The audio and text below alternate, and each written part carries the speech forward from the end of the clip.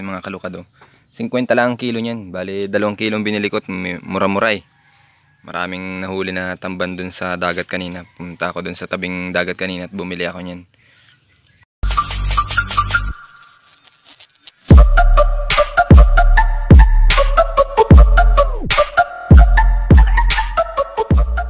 What's up mga kalukad? For today's video ay magbibislad tayo ng tamba natin. Ito, ayan. At bago ang lahat ay huwag niyong kalimutan na mag-like, share, and subscribe sa aking YouTube channel, Kalukad Vlogs. Huwag niyo na rin kalimutan na pindutin ang notification bell para lagi kayong updated sa aking mga susunod na mga videos. Good morning mga kalukad. Ay tapos na ang aking work ngayon. Ay nag-out na ako doon sa aking work. Ay may binili akong ano dito, tamban. Ayun o. Bislarin natin siya ngayon. At mami ay pagtas ko magbislad nito ay magalukad naman kami doon sa kabundukan na naman.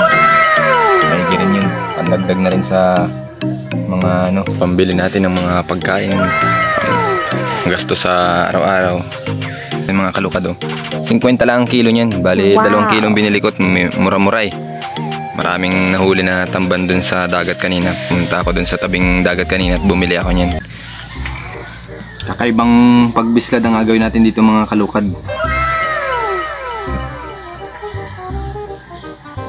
Yung iba ay asin lang ang inalagay.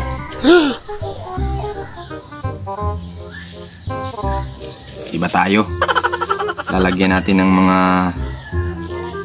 rekado yan. Tanggal natin siyempre yung ano, kanyang bitoka saka yung hasang.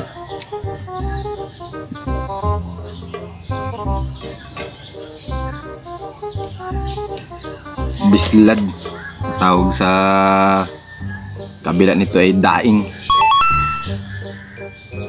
Bislad sa amin na rin. Linis sa Marinduque, bislad. Ano? Sariwan-sariwa, gulpi ang pula.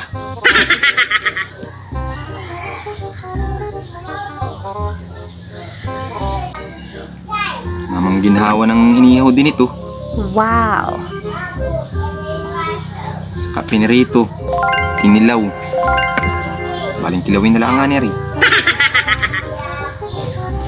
Niyubak, sarap nito niyubak. Oh, hell no!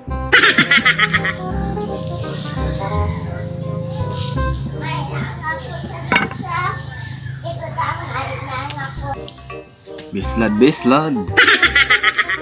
Gandang araw ngayon mga kalukad ay. Ay kagabi umulan. Gulpi ang lakas ng ulan din sa Marinduque kagabi. Din sa Balnakan. Basta ang mga kuwan dyan. Ayun na. Ayan, klaseng bislad naman na rin. Labsak. Oh no! Ayan. Sama na pati laman. Palpak. Palpak. Ha, ba't ganun yun? Tapos ko nang hiwain at hatiin itong mga kalukad. Itong gagawing bislad, daing. So, ahugasan naman natin muna siya para matanggal yung mga dugo-dugo niya. Ahugasan naman natin siya mga kalukad.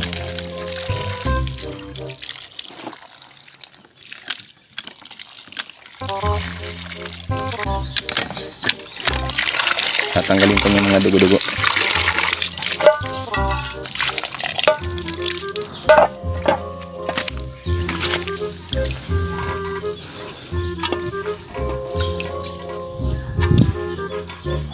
Patitiin natin muna siya dito sa isang nalagay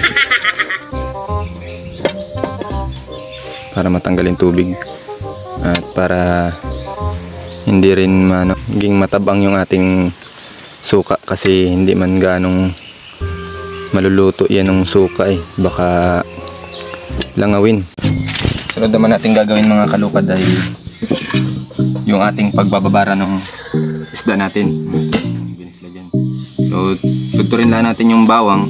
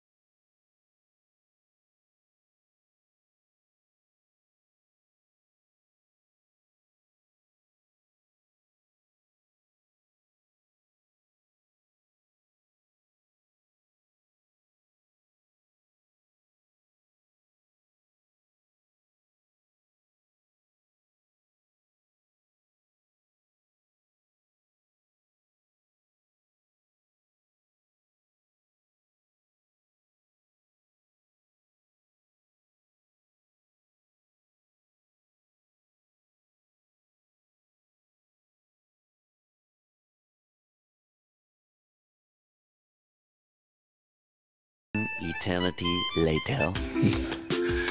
Okay, baliktaran naman natin siya mga kalukad. Medyo tuyo-tuyo na yung kabila.